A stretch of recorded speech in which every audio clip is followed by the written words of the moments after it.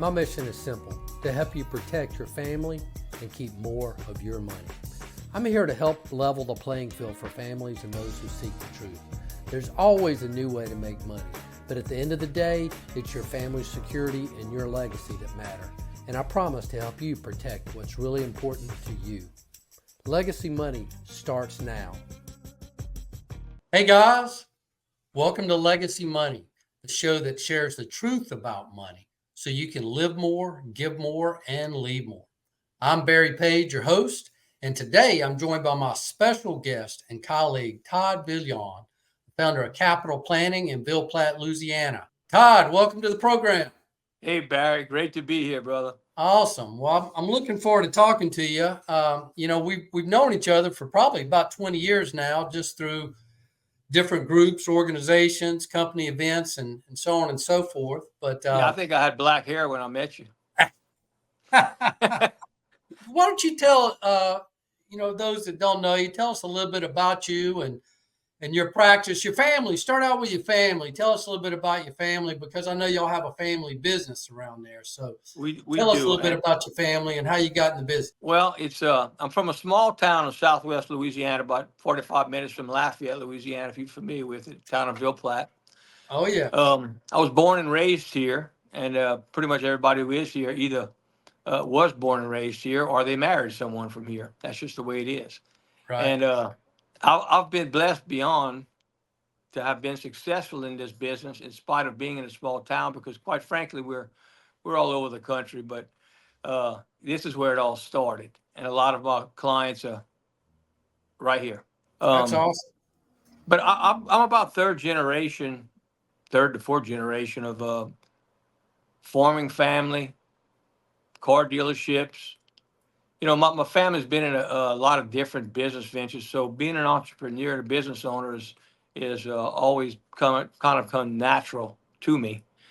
And I've been in the financial planning business for 30 something years. Wow. Yeah.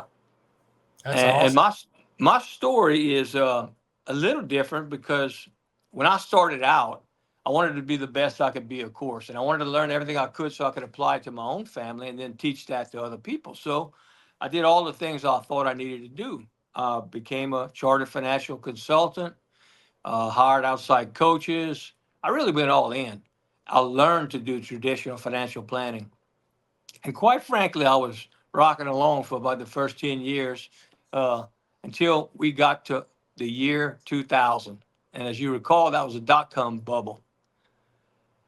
That's when I had my stress the rice moment. And I'm explaining what that is, okay? Yeah. When I was a kid, my dad explained to me that part of growing rice was that you had to let the plant suffer when it was young so it would develop good root systems. You had to stress the rice. That's what my dad would call it. Right. It was kind of hard to understand at the time, but those words came back to me. And when I saw what happened in the stock market and to the plans of people that have been planning for 30 years and just happened to retire at the wrong time, that stressed me a lot. and that's when I really decided, you know what? I've learned everything I had to. I know traditional financial planning, but it flat out doesn't work the way it's supposed to. And in particular, in my book, I mentioned a guy by the name of Joe. And Joe retired from the plant. He had $1 million, done well, 65 years old. He's ready to retire. Now, Joe decided he was going to keep doing his own thing because he had done that through the 90s. It wasn't hard to pick a mutual fund, right? Right. And he said, well, I've earned much more than that, so I'll just pull out about $50,000 a year, 5%, and everything should work out honky-dory for the rest of my life, Right. Well, he wasn't anticipating and could not have anticipated, that's the whole point, the dot-com bubble. So when that happened, his account, while he's having to withdraw, because that's his only source of income, it starts going down, and it became 600,000, not $1 million, really fast. Also realized that he had to pay taxes, and it caused a tax on his Social Security to add insult to injury. That's not something Joe had prepared for. Right. So you look at the risk he was dealing with. He had too much risk to start with. Second of all, he had all his money in that bucket that had risk. The taxes were 100% because he had deferred all of them. And then he couldn't take out as much as he'd like because the market's volatile. So those were those three areas hit home. And I realized I've got to dig deeper. I've got to go further.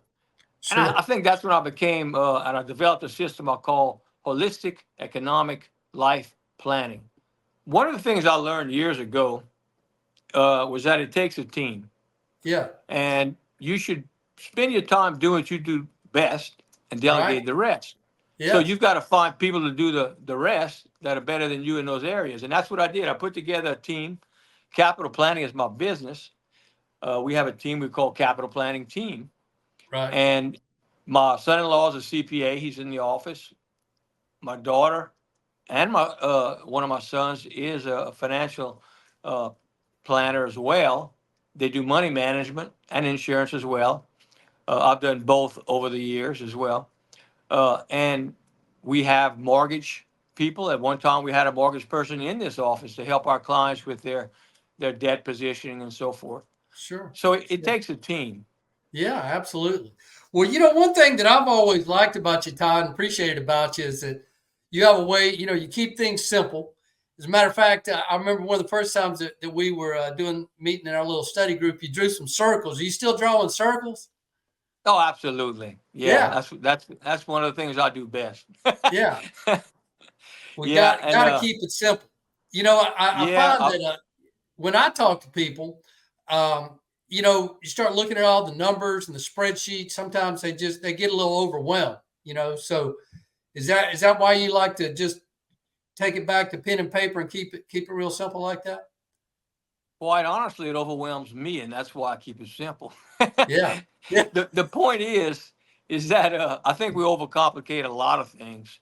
But yeah. when it comes right down to it, I've always been a guy that believed if you're going 110 miles an hour, 120 miles an hour, and you're going off a cliff, it's really not.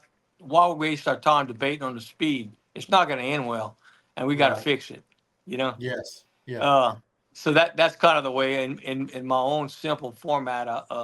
I look at things: grow money, don't lose money, avoid and eliminate taxes at all costs, and you'll be okay. In your book, you tell a story. Sounds like you were kind of like me in high school, not maybe the best student, but then you kind of picked up the habit of learning. You had a mentor, I guess, somebody that told you that you could do more, and then you graduate? Tell me, you graduated college magna cum laude? Is that right? Yes, that is correct. Absolutely. Man, And in fact, man, alive. Tell us yeah, about that.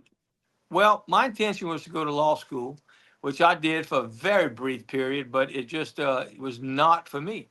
And it seems like I ended up being on the financial planning side purely because the first job I got was with an insurance company, working for an insurance company, and I worked with salespeople. So I learned a little bit about what they were doing, and one thing led to another. I decided the financial planning part really intrigued me, and that's how I got my start in the business. But no, my intention was to go to law school. Sometimes I believe now I'm on the other side trying to build strategies to protect their assets from lawsuit and so forth.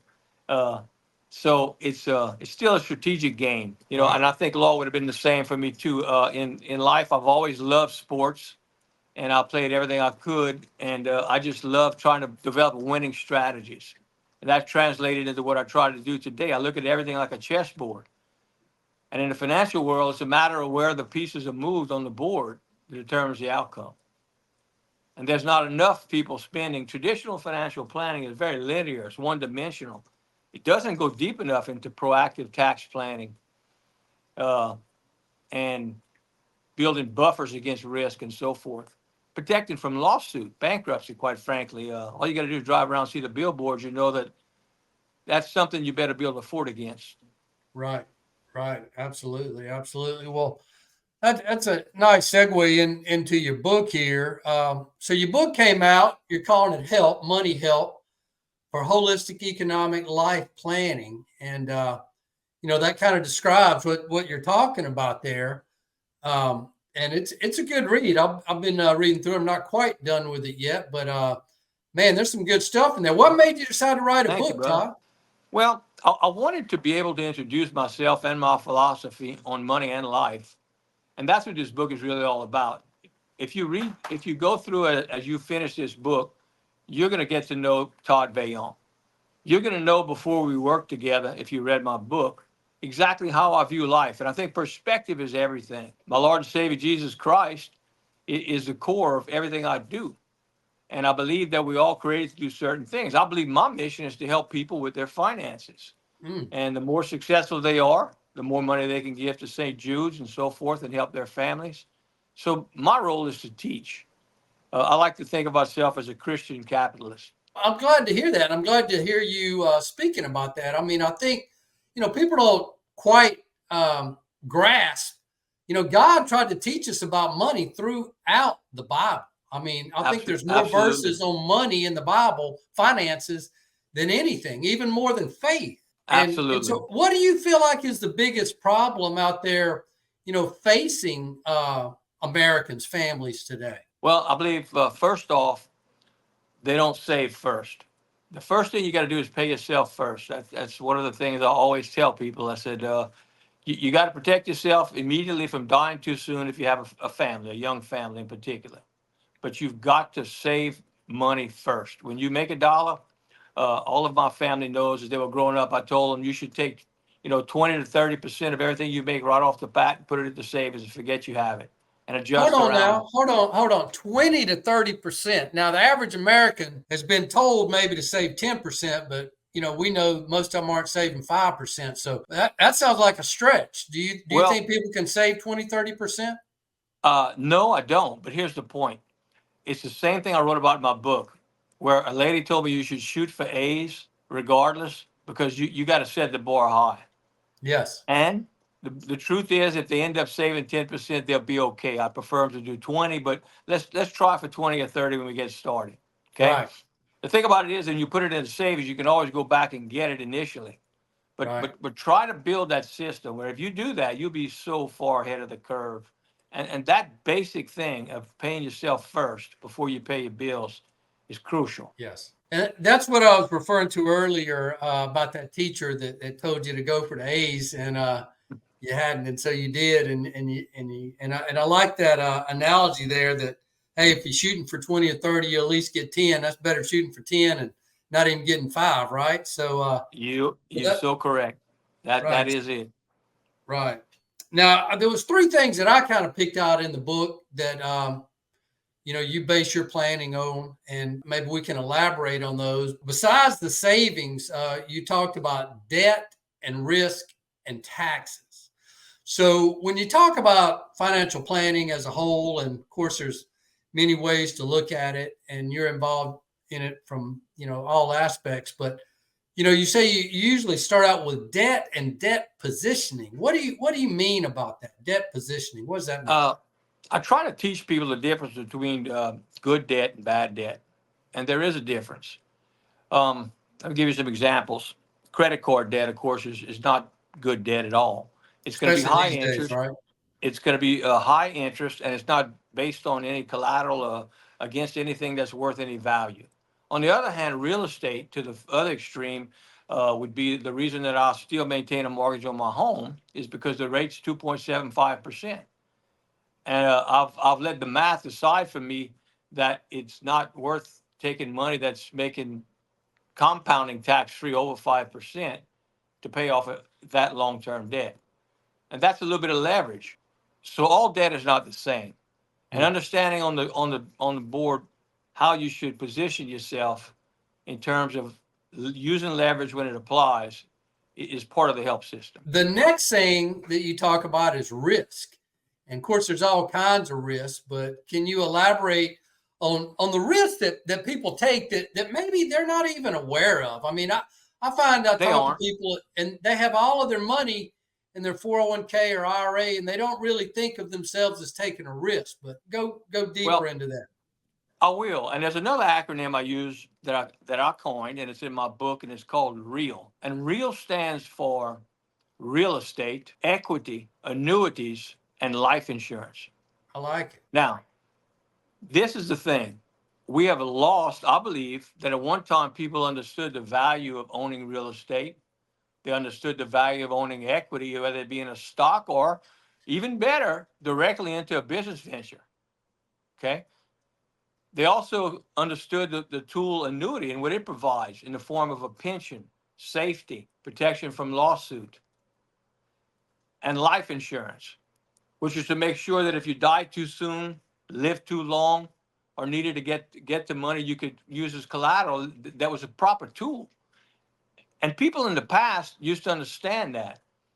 And in the book, I talk about the three-legged stool. They basically had money coming from their pension, they had Social Security, and they had cash value life insurance and CDs and those kinds of things. They had a home, of course. So they had real planning. What happened is, in my opinion, in my humble opinion, Wall Street is the best marketer in the world, and they got greedy. They weren't comfortable just having a little piece of the pie. They wanted people to have a lot more money in the stock market, and that's all at risk. So it's not that risk is bad. It's just that it needs to be in the right proportions, or I like to say the right ingredients to make a good gumbo. In our part of the world, it takes the right salt and pepper, the right meat and sausage, and everything else that goes with it.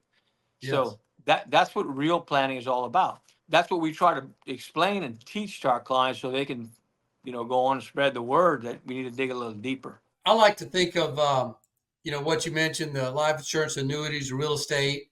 Um, I have, a similar thing, and it's typically the tools that we have, right, that are available to us. I look at a mortgage that you brought up, and I look at an annuity and life insurance. I look at those as tools. That's all they Most are. people they think of investments, and that's all they're really accustomed to is stocks and investing in the market. Some people nowadays are, it seems like real estate has gotten a lot more popular, but just the tools that make those things available, right? The mortgage and the life insurance and annuity are vital parts of, I think, any financial plan. But there's a lot of haters out there. Why do you think Well, people uh, hate life insurance and annuity so bad? I believe it's because, as I said, Wall Street got greedy. And Yes. so what they're doing is, imagine if the hammer decided that that's the only tool that you would need.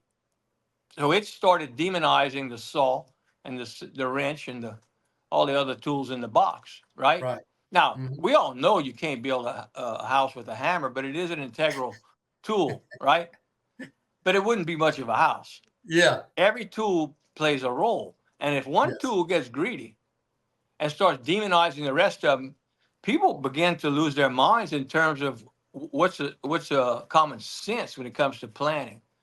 Right. And that's what I like to say is that they're just tools. And I wouldn't use a hammer to cut a board any more than I would take a saw to hammer a nail. And holistic economic life planning brings back the reality of integration and coordination of those tools in a sensible plan that minimizes taxes and increases liquidity, protects you against risk. It's almost like we're building a fort. And to build Right. that fort, we need all the tools to build that fort. The first thing people do when they move to a new area is they build a fort. Yes. And financial forts are more important today than ever. Right, right.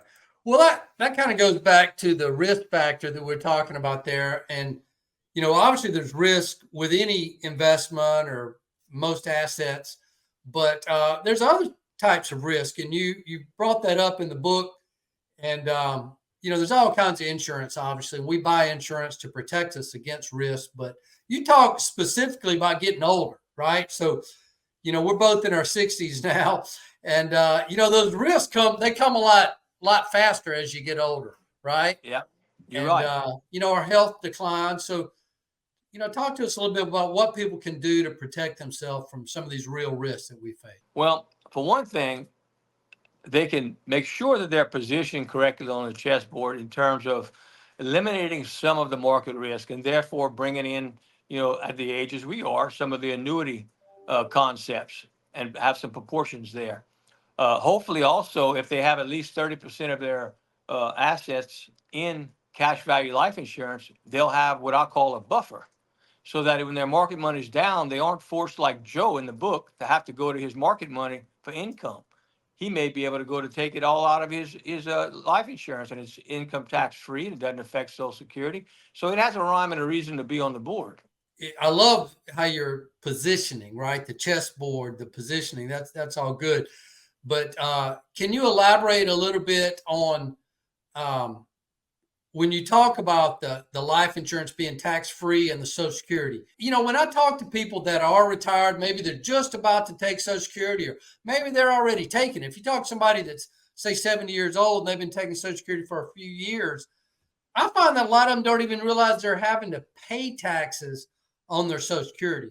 And when I bring it up, they almost get mad, right? Because they find out that they're paying taxes on Social Security. Right.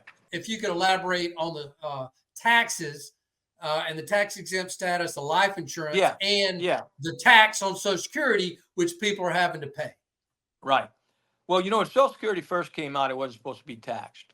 But of course, as you know, the government does change its mind periodically, and it's generally not to our benefit when they change their mind. No. So they decided that if you have more than a certain amount of income, that you will have to pay tax on a portion of your Social Security. Now, that's not brought up to people in the beginning when they're deciding to put money into an IRA and later take it out.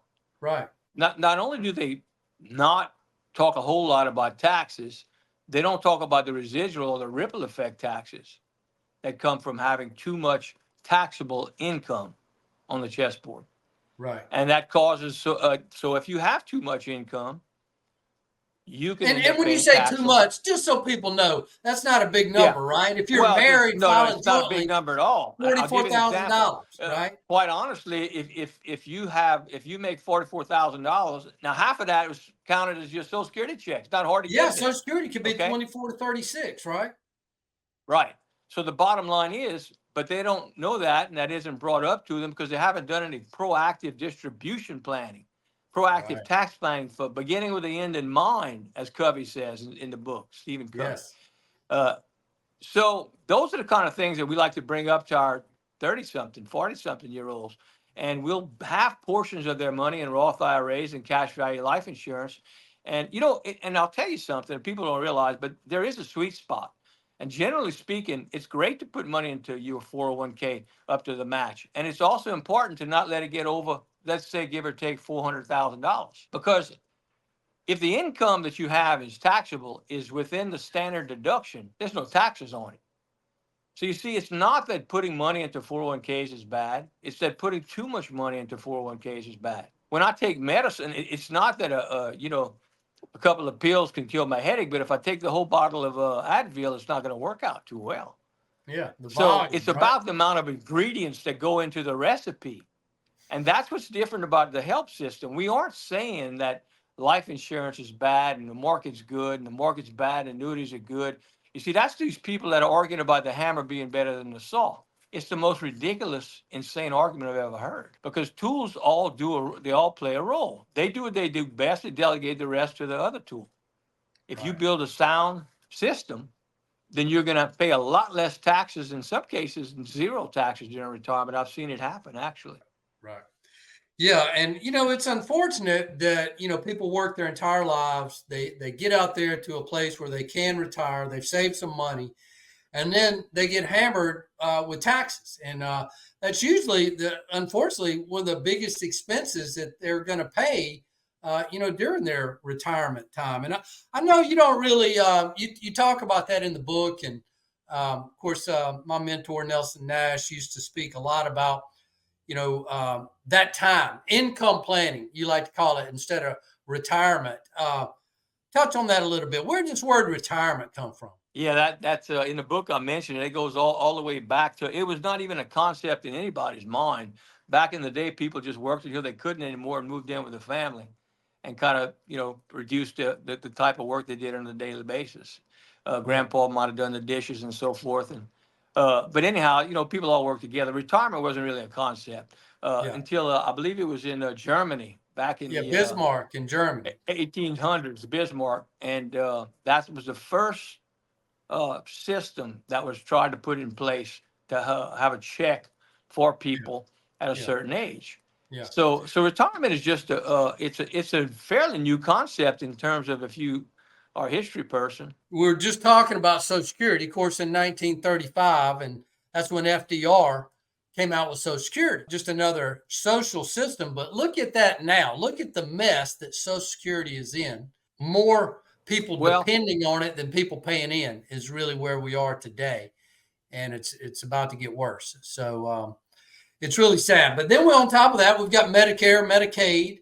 Our largest expense in our country goes to that. Of course, there's a lot of people that couldn't live without it, but it's in worse shape than Social Security. The debt is Right. between the two of them, $100 trillion for Social Security and Medicare. So it's pretty scary where that is. So people need to learn to help themselves, right? To plan for that time in life when we get older, when maybe we have to take medicine, maybe we have to take distributions on what we've saved, but then we're gonna, get hit by the taxes. So it's worthwhile to do a little planning. The problem is, it's the old fox guarding the chicken coop. The thing about it is if everybody does what traditional financial planning says, they're just building a big fat annuity for the federal government and Wall Street. Right. Okay. I mean, it's pretty obvious that Wall Street makes fees on it forever for as long as you have the money in there. And the government's just waiting in the back end to have their annuity payment, which is taxes coming out of these tax deferred accounts. So we can complain all day, or we can just stop and say it is what it is. Taxes are going to go up to fund all the things that they promised. And so we've got to build a plan that pragmatically works against what we see coming down the road. And that means that we need to position ourselves to have a lot less income and more cash flow that doesn't affect the benefits. Because you see, people say, well, they won't have Social Security. No, they will have Social Security, in my humble opinion. But they will tax it as they are already away from people who have other sources of money. They'll justify it by saying you don't need it. Yes. So we need to position ourselves to have money that's off the radar screen, legally, of course. But, the tax code has given us a playbook. Yes. We just have to apply it. And what HELP does, Holistic Economic Life Planning does, is that it goes further than financial planning, and it strategically builds a more efficient engine to get more output from the dollars that come through our hands in our life. Sure. And that requires a team, and that requires proactively planning for the day when you're going to have to take money out. Planning and thinking. God gave us a mind to think with. And we have to think long term. We have to plan for that time, right? And if we don't, we can find ourselves in a bad situation, which I think a lot of people are.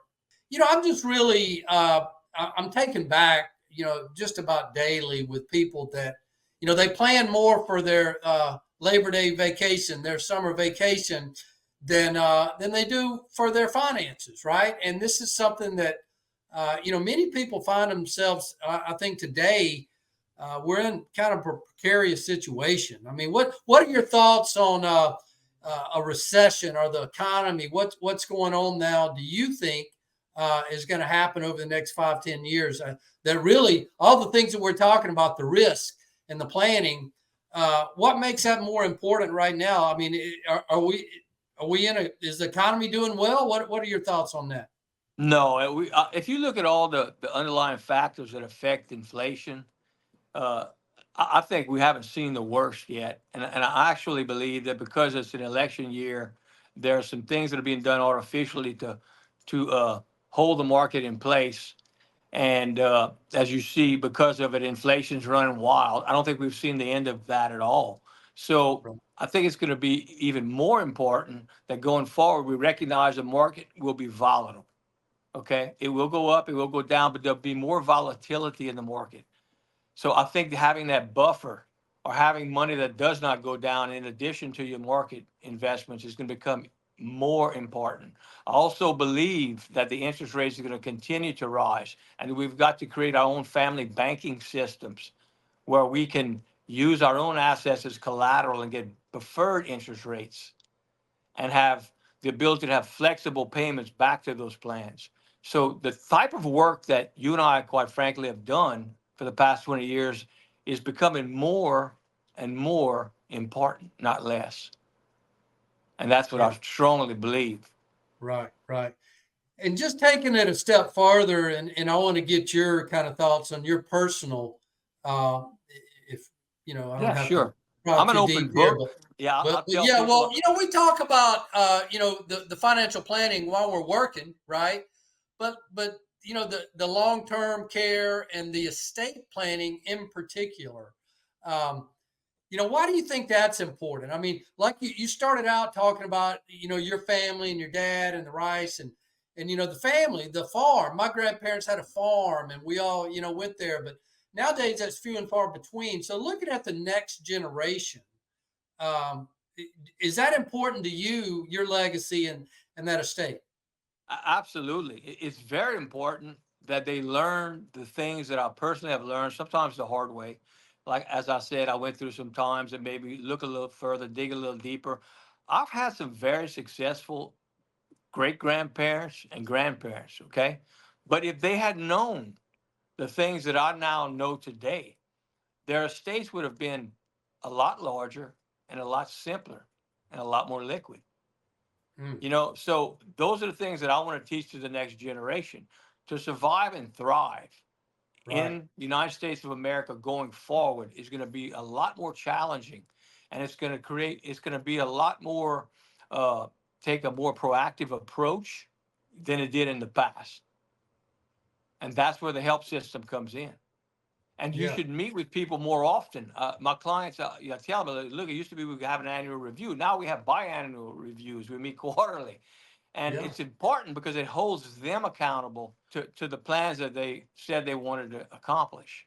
And it's Right. important. I don't think enough financial planning does that. The main thing they do is tell them to stay in the market, stay in the market, stay in the market.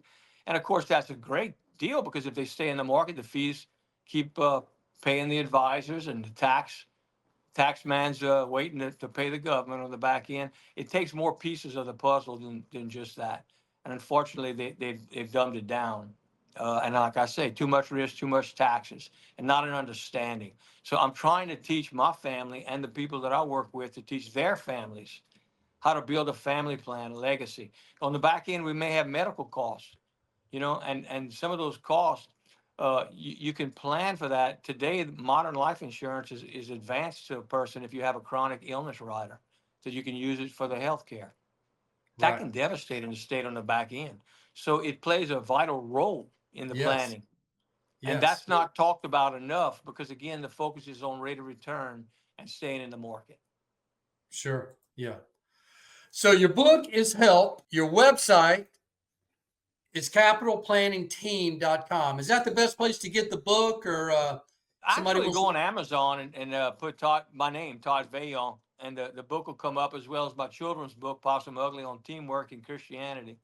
Oh, Uh, yeah, that's right. Yeah. You have so another I mean, book. it's as simple as that. Yeah, Yeah. I didn't want, I really and truly, other than putting the book on Amazon, I hand it out to my clients. I've written it for my own benefit more than anything for the people I work with to get to know me. But it's Mhm. out there, and I'd love it to be in more hands. Well, Todd, I thank you so much for joining us today and for coming on Legacy Money. And My pleasure. if you enjoyed this video out there, give us a thumbs up. And if you haven't already, we'd appreciate it if you subscribe on YouTube at Legacy Money. We could use all the subscriptions we can get. And I want to thank you, Todd, for joining us. Thank all of you out there. And we'll see you next time Thanks on for Legacy inviting me. It's Money. been my pleasure. Take All care. righty. Have a Sounds great good. day. Take care, Barry. Thank you. Bye bye.